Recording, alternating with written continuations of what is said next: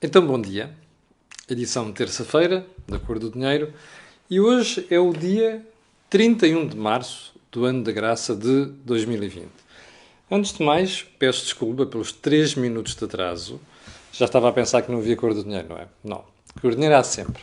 Qual é que foi o ponto? É que estava com problemas de telecomunicações e não queria ir para o ar, correndo o risco de haver falha de emissão a meio e, em segundo lugar, de haver problemas de som. E, portanto, parece-me que está tudo bem agora a chegar a vocês. Eu quero, antes de começar, hoje a agenda é muitíssimo longa e vou dizer coisas muito chatas. Ontem alguém me dizia que eu tinha sido demasiado doce na edição de ontem. Hoje vai haver coisas muito chatas. Não é por ontem ter sido demasiado doce, é porque há coisas que estão a passar que são muito desagradáveis.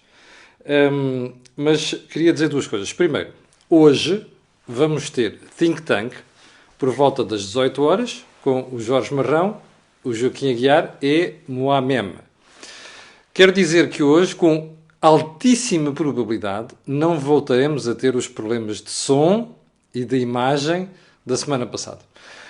E eu recomendo que vejam o programa de hoje, porque nós temos uma análise do que se passou na semana anterior, nomeadamente a parvoíce, que é para não dizer não mais feio, em torno do holandês e o resto e a Alemanha, mas por outra razão.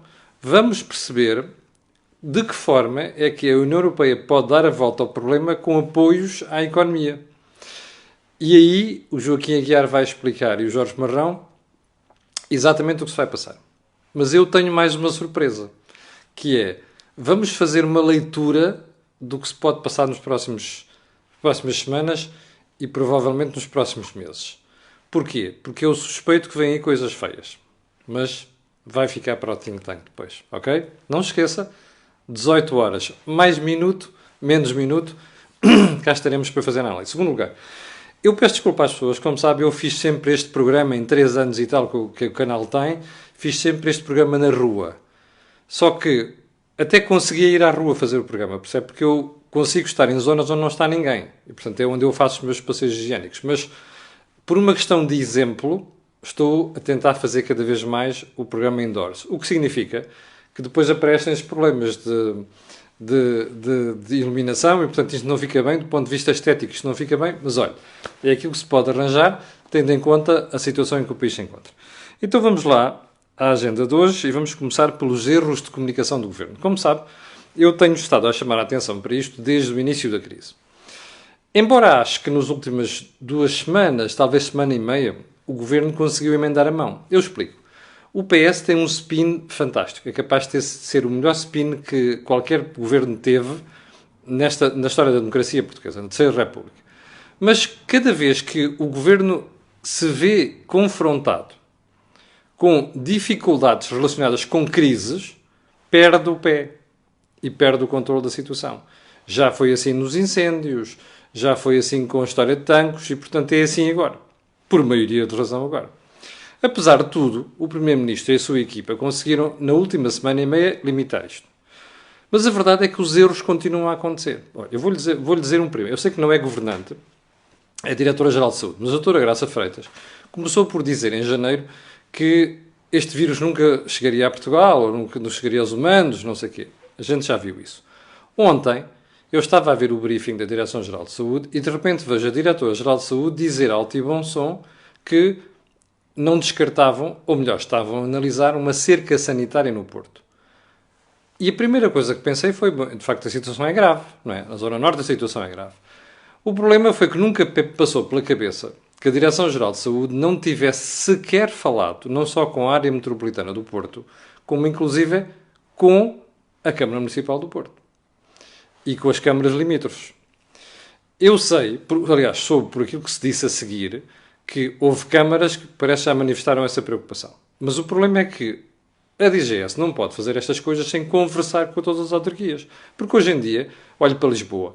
Não é Lisboa, é Loures, é Seixal, Almada, por aí dentro. É sempre a área metropolitana que conta. E, portanto, estes erros vão custar brutalmente à imagem do Governo. Convinha que esta malta se coordenasse primeiro. E como vai ver, eu guardei esta questão da cerca sanitária no Porto para o fim, porque eu acho que ninguém sai bem disto.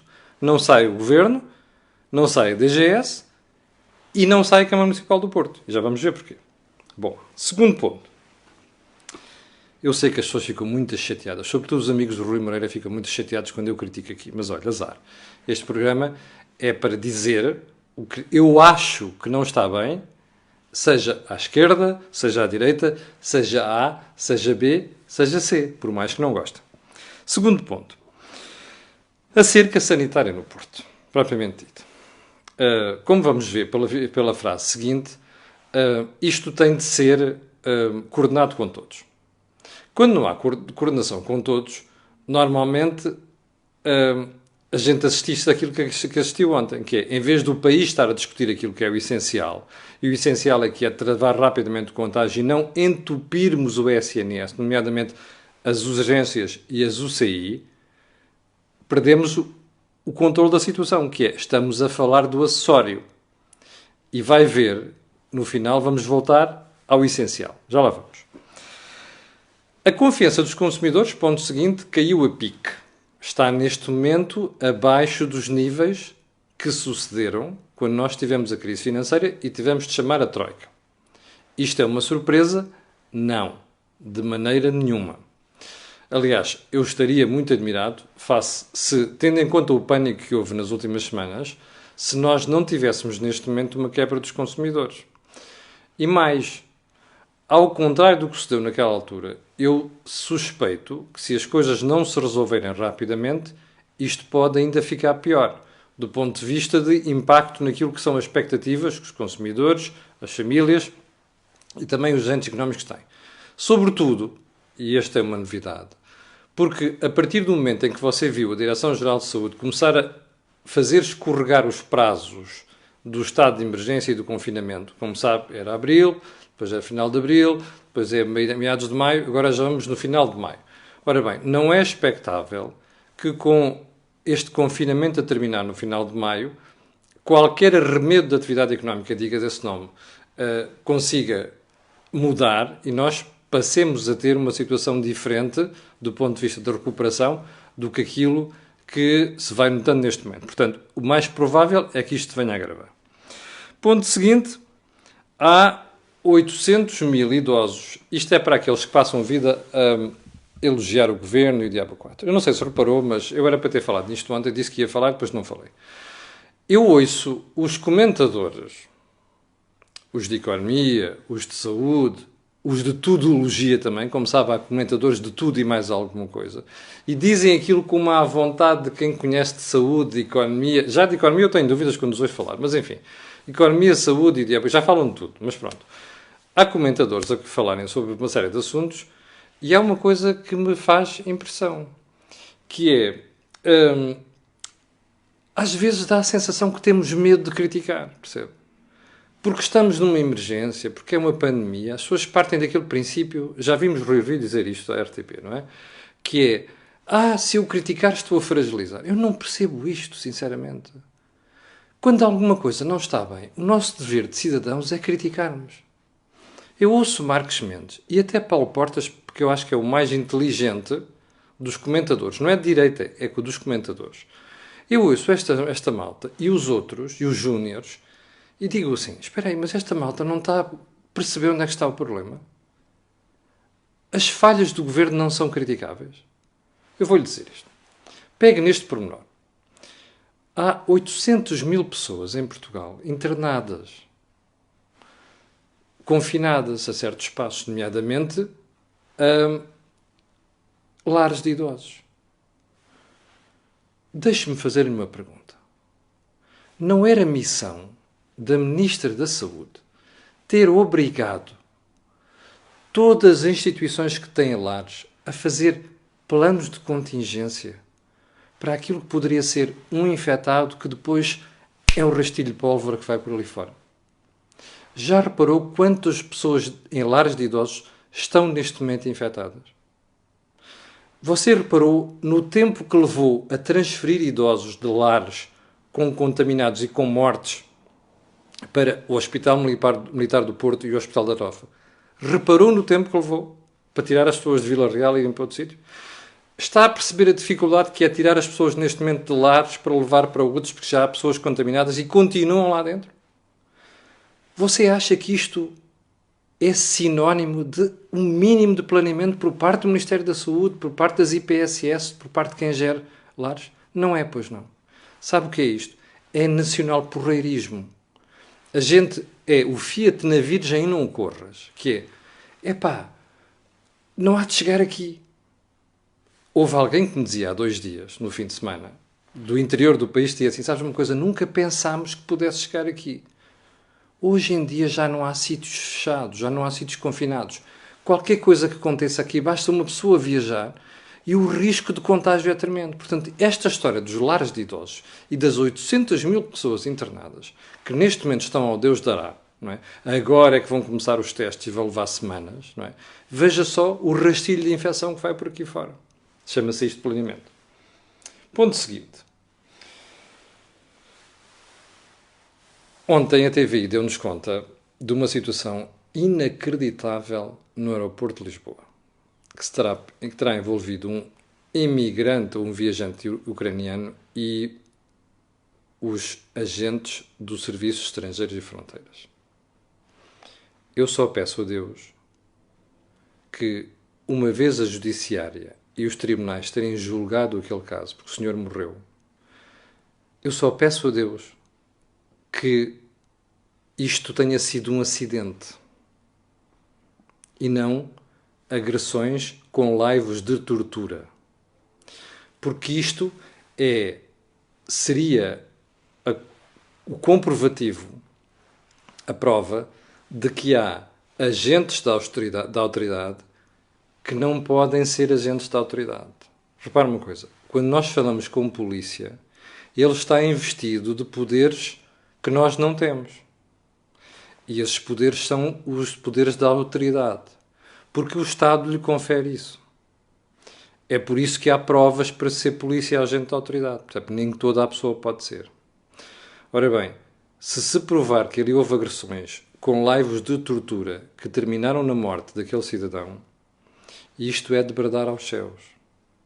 Porque quer dizer que o Estado não está a fiscalizar bem aqueles que são os indivíduos que exercem a autoridade que lhe foi delegada pela lei. E já agora uma coisa, se provar que foi homicídio, eu espero que os responsáveis sejam severamente punidos, que é para não ficarmos com aquele travo na garganta amargo e aquela sensação de que o crime compensa. Ok? Ponto seguinte. Eu tenho dezenas de mensagens de empresários e pequenos empresários que me escrevem a dizer assim: vocês jornalistas não estão a fazer o vosso papel. Porque eu vejo o governo dizer numa série de sítios que não sei quê, preparou isto, apoios aquilo, layoffs e o diabo 4, mas há uma coisa. Os sócios gerentes de empresas não estão abrangidos pelo regime do layoff. E eu andei a lamber tudo aquilo que o governo disse nas 2 últimas semanas e as pessoas têm toda a razão. Eu explico porquê. Como você sabe, nós vomitamos esta informação e esta estatística com maior facilidade, que é, nós temos um país com muitas pequenas e microempresas. Nessas pequenas e microempresas, os gestores são muitas vezes os trabalhadores e às vezes até são os donos das empresas. Ora, o regime de layoff não abrange estes casos. Eu tenho recebido estas perguntas desde a semana passada. Ontem tive uma avalanche de questões sobre estas matérias e eu só tenho uma resposta para dizer às pessoas. Coloquei essa pergunta diretamente ao Ministro da Economia e, portanto, estou à espera que ele responda para lhe poder dar uma resposta. Mas há uma certeza que eu tenho.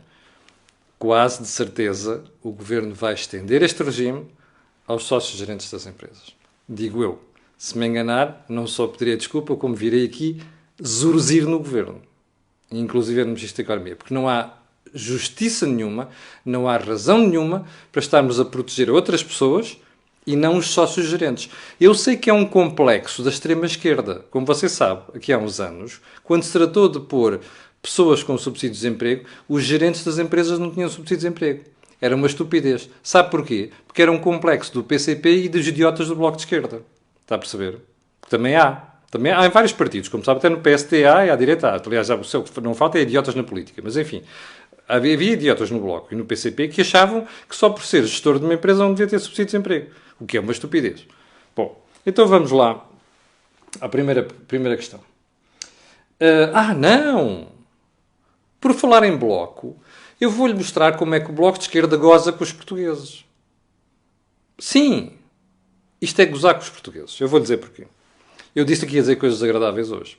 Então aqui vai a primeira. Eu ontem vi um excerto do Pedro Filipe Soares, que aliás, era deputado do Bloco de Esquerda, dizer que os funcionários públicos são os primeiros a sofrer com a crise. Eu acho que este fulano só pode estar a gozar. Ou então é idiotice, o que também não é de excluir. Então espera aí. Como vamos ver a seguir, há 300 mil trabalhadores que passam o recibo verde que já vão ficar desprotegidos em abril. A ajuda só vai chegar em maio. Ok? Ontem houve 1.400 empresas que descarregaram o form, a declaração, o impresso, para preencher as condições de layoff. E este fulano está a dizer que os funcionários públicos são as primeiras vítimas da crise. What the fuck? Onde é que este rapaz tem a cabeça? É política rasca ou é idiotice? Ou seja, o fulano não tem nada na cabeça. Responda você, antes que eu perca a paciência e insulte. Percebe? Porque eu acho que uma atitude destas merece claramente o insulto. Já agora, deixe-me dizer às pessoas que estão a ver e que vão ver o seguinte. Não se esqueça, quando for votar, percebe? De dar o devido tratamento a idiotas destes. Percebe? Porque eu acho que isto é uma idiotice. Percebe? Nenhum português que vai ficar desempregado nos próximos meses, nenhum português que vai levar um corte de salários merece ter políticos como este. Percebe? É que eu quero recordar uma coisa. O Governo diz que está a ponderar não fazer aumentos na função pública em 2021. Não é em 2020. Em 2020, quem trabalha para o Estado vai ter aumentos incorporados no salário de abril. Percebeu? E este fulano está a dizer que os funcionários públicos são os primeiros a sofrer com a crise. Epá, vá dar uma volta ao bilhar grande, que é para não dizer uma coisa pior. Aqui. Percebe? Quem trabalha para o Estado é o mais privilegiado nestas coisas. Não é só por ter aumentos salariais, é porque não vai ser despedido. Percebe? Portanto, coisas como esta merecem que quando a gente vai votar lhes dê o devido tratamento. Bom, vamos então ao ponto número 1. Vem aí um disparo do desemprego. Não é em maio, ok? Não é em junho, é agora. Deixe-me explicar isto. Eu acho que quando a crise explotou, eu alertei-o para isto. Há serviços e há empresas que vivem, do ponto de vista de tesouraria, daquilo que faturam naquele mês e recebem. Não têm caixa para 3, 4 meses. Há muitas empresas de serviços que estão nesta situação. Nomeadamente em áreas, já disse serviços, mas, por exemplo, no turismo. Bem, se você for ver, nos últimos mês e meio, a atividade turística fez isto. E, portanto, vai ser uma das que primeiro vai levar em cima. Ora, o problema é que nós vamos ter já, a partir do momento em que você fica um mês e meio sem faturar, você vai ter uma quebra violenta daquilo que é a tesouraria das empresas. Portanto, estes trabalhadores vão ser os primeiros a levar um chimbalau. Estes trabalhadores vão ser os primeiros a perder o seu emprego. Aliás, como lhe disse há bocadinho, há 300 mil pessoas que passam recibo verde que vão ser das primeiras afetadas agora. Essas pessoas não têm alternativa. E mais, a situação delas não vai ser bonita porque nós vamos ter uma situação de praticamente uma decalagem de cerca de um mês até poderem começar a receber apoios. Portanto, eu acho que estamos conversados sobre a função pública é a primeira a ser prejudicada no momento de crise, não é? Pronto. Número 2. O Governo terá decidido, que eu acho que não está ainda muito claro, que quem tem casa arrendada vai poder suspender o pagamento de rendas enquanto durar o estado de emergência e depois mais um mês. Diga-me só uma coisa.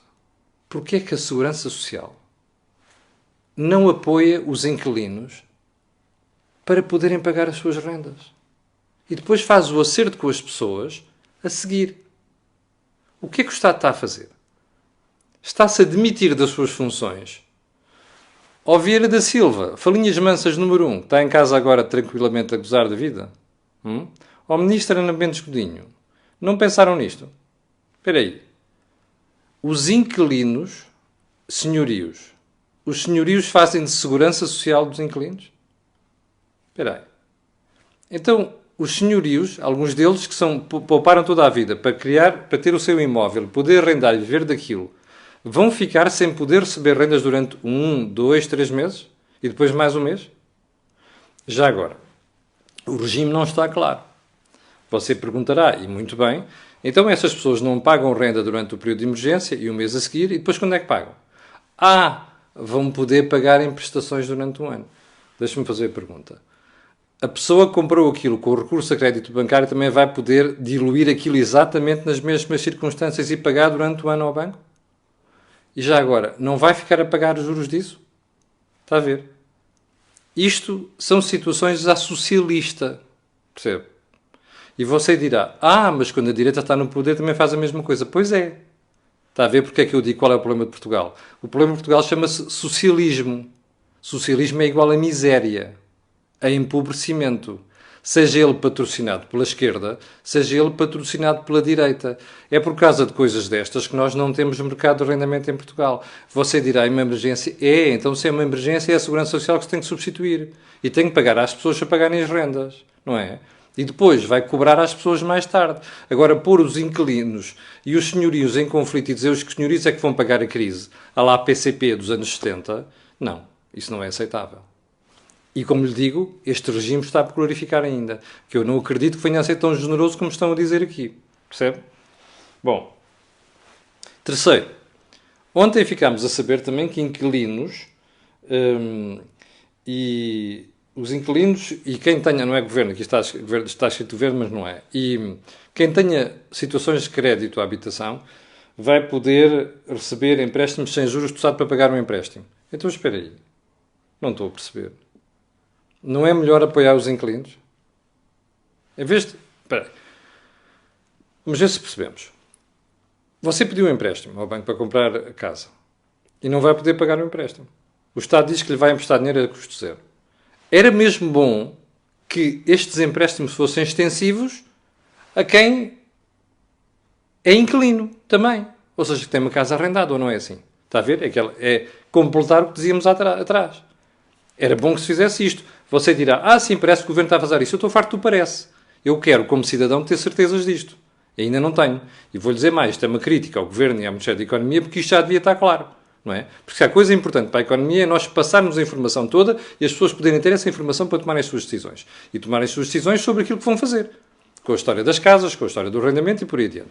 Mas, quero ir até mais longe.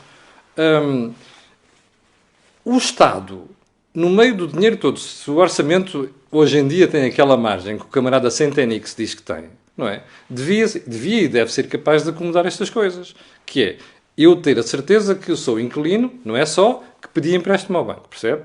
Eu sou inquilino e, portanto, não posso pagar e agora daqui para a frente, quando quiser pagar, eu posso ir pedir um empréstimo ao Estado. É assim que as coisas se fazem. Vamos ver se as coisas se concretizam hoje. Bom, já agora só uma coisa.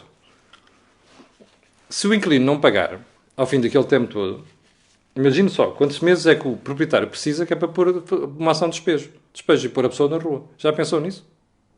Bom, já agora, se o inquilino não pagar, ou se quem pediu empréstimo para comprar uma habitação com dinheiro do banco e agora não pode pagar, o Estado empresta dinheiro, e se a pessoa não pagar, o que é que vai acontecer?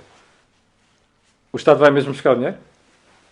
Ou quando quiser pôr a pessoa na rua e processá-la e ter bate conta dela, e quando vir as coisas na rua, os tarecos na rua, alguém chama à televisão e faz ali um direto com a pessoa a fazer um choradinho desgraçado e depois as autoridades são obrigadas a voltar atrás.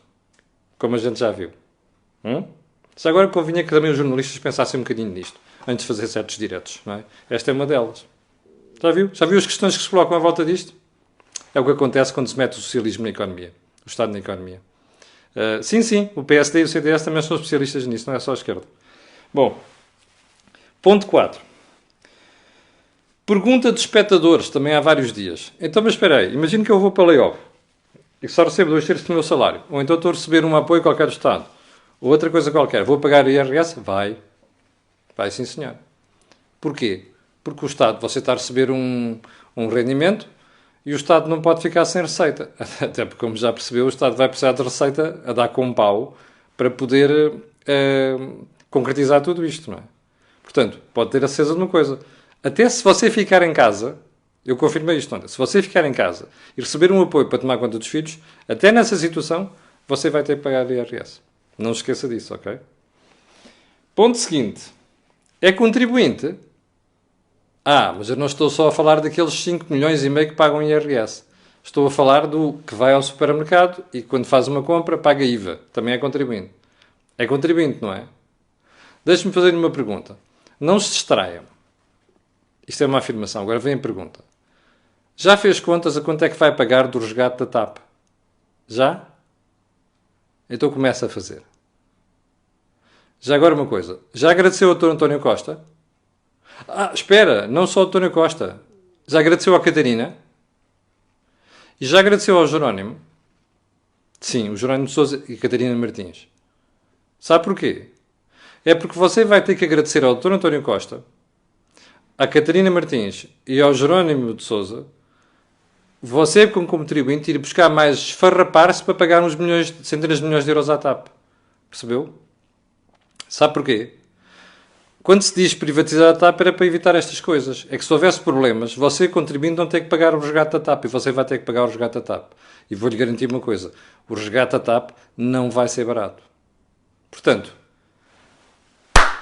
bata palmas ao António Costa, à Catarina Martins e ao Jerónimo de Sousa por lhe porem como contribuinte para a TAP, ok? Você merece.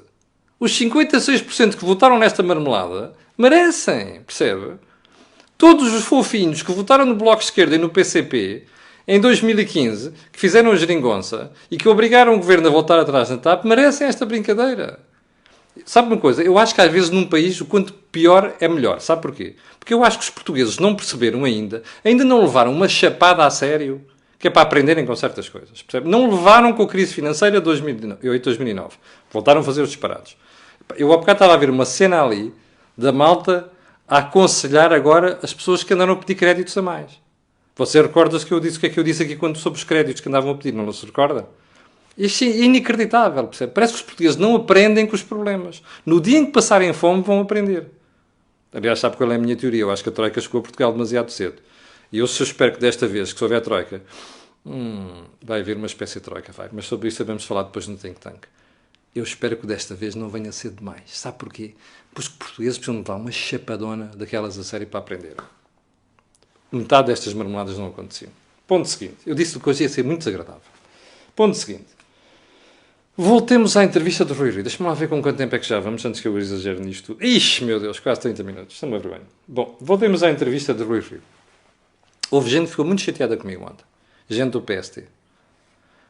I could care less. Há outra expressão em inglês que é assim. I don't give a fuck. Ok? Quando eu estiver a criticar a direita, que é a minha família política, como critico a esquerda, não hesitarei um segundo. Foi sempre assim a minha vida toda, desde que eu faço opinião. E vou dizer uma coisa. Vou voltar ao assunto de ontem, porque tenho mais elementos para falar sobre o assunto de ontem. Rui Rio propôs um governo de salvação nacional. Percebeu-se pelo incómodo do Presidente da República e também da tirada do Primeiro-Ministro que alguém já andou a falar nisto. Ok? Ali, entre portas, no Palácio de Belém e no Palácio de São Bento, percebeu-se pela body language do Presidente e de António Costa que já andaram a falar no assunto. Eu não sei se o Rui Rio se quis antecipar, que é para dizer assim, fui eu o primeiro a falar nisto. Mas é o ponto seguinte. Eu acho que o Rui Rio não percebe nada de política, não tem talento nenhum para política, o José Miguel Jesus tem toda a razão, e eu acho que ele erra nestas coisas. E o Rui Rio tem outro problema. É que não se deixa aconselhar. Porque se deixasse aconselhar não tinha cometido o erro que cometeu ontem. Eu vou-lhe explicar qual é que foi o erro.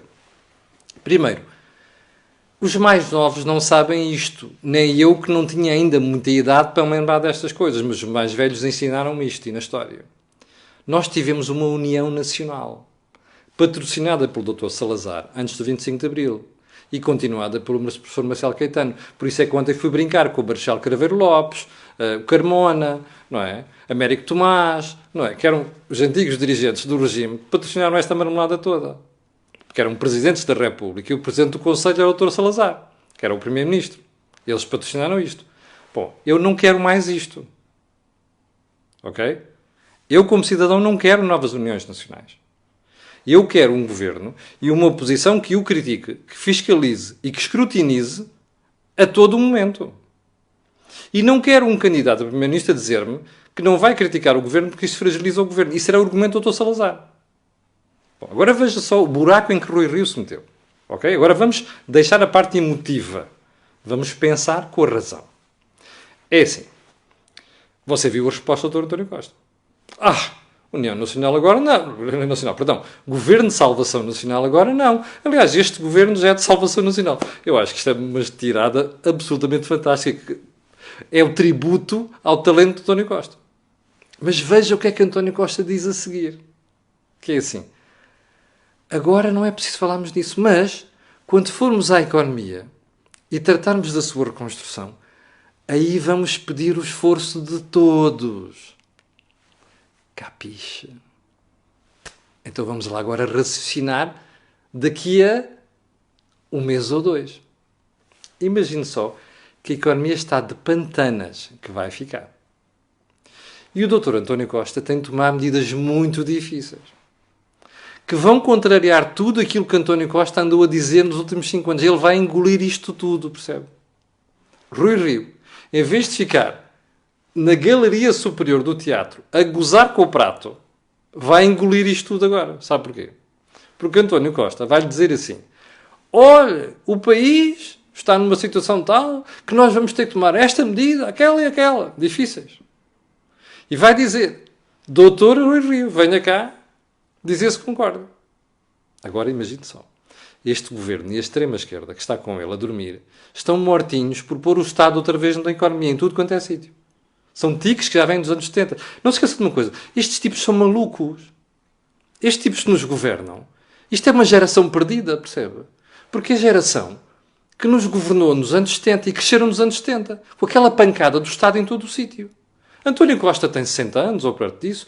Rui Rio tem mais de 60 anos. O Jerónimo já perdia a conta. A Catarina, o Louçã tem mais de 60 anos. A Catarina, que é uma marionete do Louçã, percebe, não tem 60 anos, mas anda lá ao pé. Não anda lá ao pé. Mas, enfim, é marionete do Louçã. Estes tipos são malucos, percebe? Esta gente é doida. Esta gente formou-se nos anos 70. Ora, estes tipos querem o Estado na economia em tudo quanto é sítio. São complexos de esquerda, percebe? De extrema-esquerda. Ora bem, imagine que o governo quer fazer alguma coisa, António Costa quer fazer alguma coisa que não faz sentido. E Rui Rio vem dizer: eu não alinho nisso. O que é que António Costa vai dizer? Você não tem palavra. Você há umas semanas falou em Governo de Salvação Nacional. Então agora está-se a cortar. Já viu? Está a ver porque é que eu lhe digo que o Rui Rio não tem juízo nenhum? Não tem jeito nenhum para estas coisas. É um desastre completo. Está aqui a razão. Percebe? Entalou-se. Olha, a malta do PST que o pôs lá, agora é que se dane. Percebe?